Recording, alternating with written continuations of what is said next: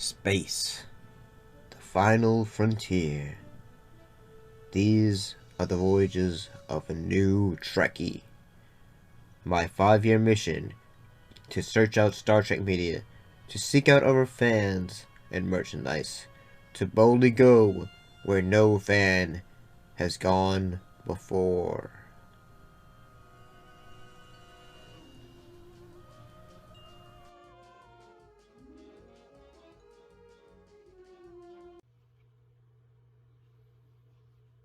Don't worry, Journey. We will finish you. I'll finish playing you.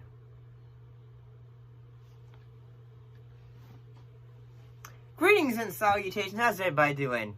So today we're returning to the world of Star Trek: The Next Generation. And this time we're talking about 2 episodes from that show, involving the episodes When the Bough Breaks and Home Soil. Let's go ahead and talk about When the Bough Breaks.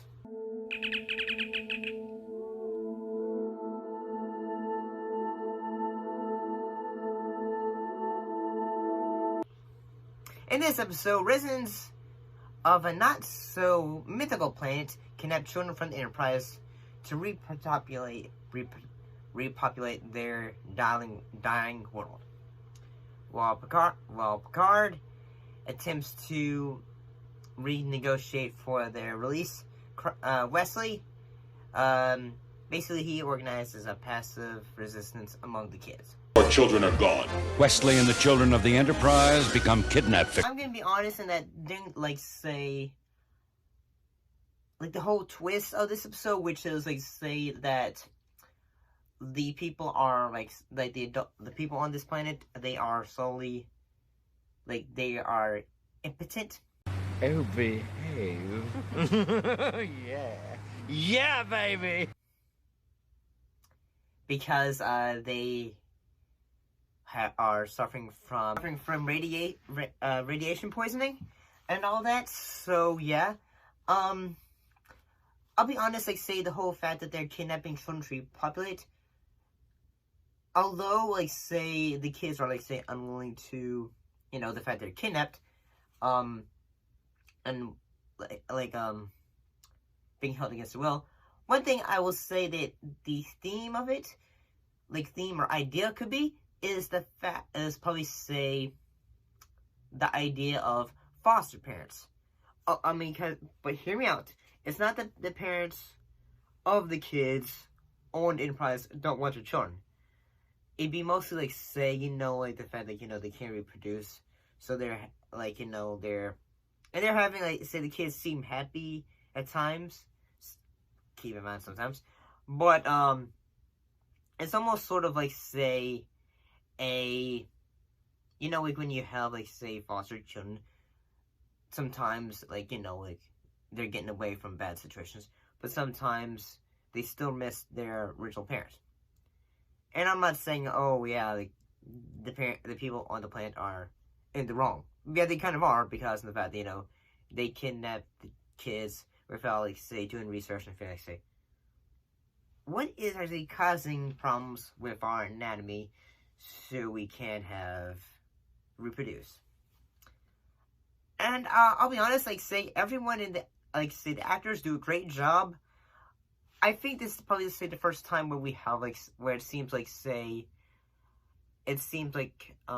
Picard, it seems where he kind of softens up, and that whenever it seems Wesley's in danger, it always seems especially in this episode, young Alexandria, one of the young, she basically asks for a hug from Picard.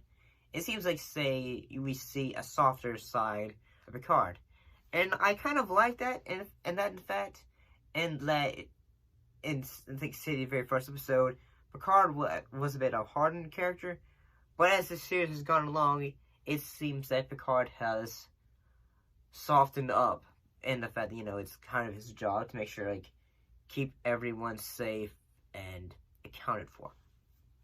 So, honestly, the whole environmentalist stuff, I did catch that and say, the 21st century, and I'm finding...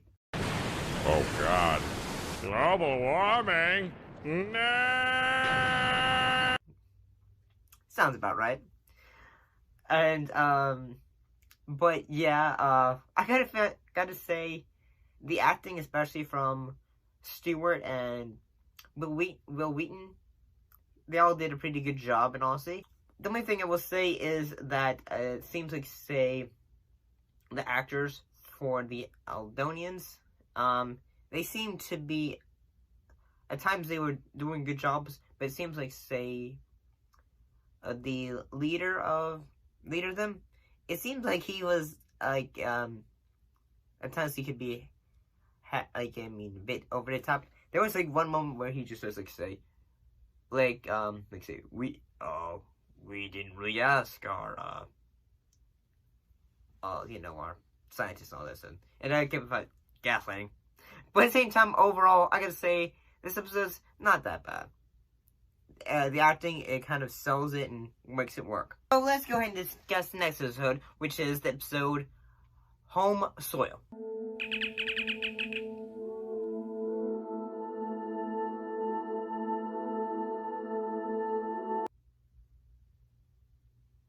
In this episode, the crew investigate a murder of a crewman on a terraforming colony and discover a crystalline life form possessing intelligence. I'll be honest, like, say, this whole basis for this episode is similar to the plot in the original run of Star Trek, The Devil in the Dark, where basically, like, say, miners interact with an alien being that will attack them if it gets in their her nesting grounds. An invisible enemy attacks. What is it? Could it be alive? And a small but powerful life force is unleashed. Evacuating lab. Except this time it's a crystal life form that can talk. And I'm gonna be honest. Well, the acting was alright. Well, the acting was alright. I'm gonna say that the acting did a great job. The scene designs, I like the set designs and all that stuff, is really good. But at the same time, I'm gonna be honest, and the fact it is kind of, compared to the previous episode, it's kind of boring. But one thing that I feel like it could have made this better, though.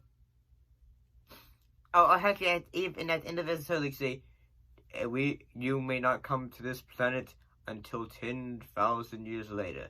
I'm wondering in the episode of Picard, he actually ends up going back to that planet and to that thing, and then the crystal goes like, say, I remember you. That would be pretty cool. I haven't really watched Picard yet, so there's that. Maybe that will happen. But then again, who's to say that is actually like a thing they would want to come back to. And although here's the thing, I think the acting for this episode is interesting, but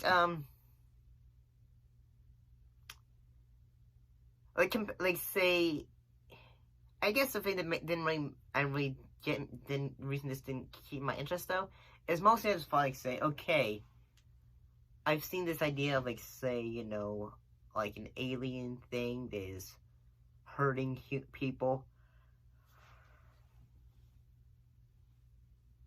That's been done quite a few times in Star Trek, but is it done well? I mean, it's a cool idea having, like, a crystal line figure doing it this time instead of, like, a blob thing.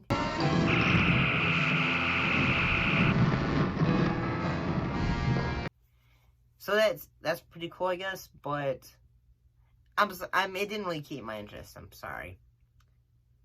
But what do you guys think of these episodes? You like them? Do you not like them? Put your thoughts in the comments down below. Let me know. And as always, thank you for watching, and I shall see you next time. See you later.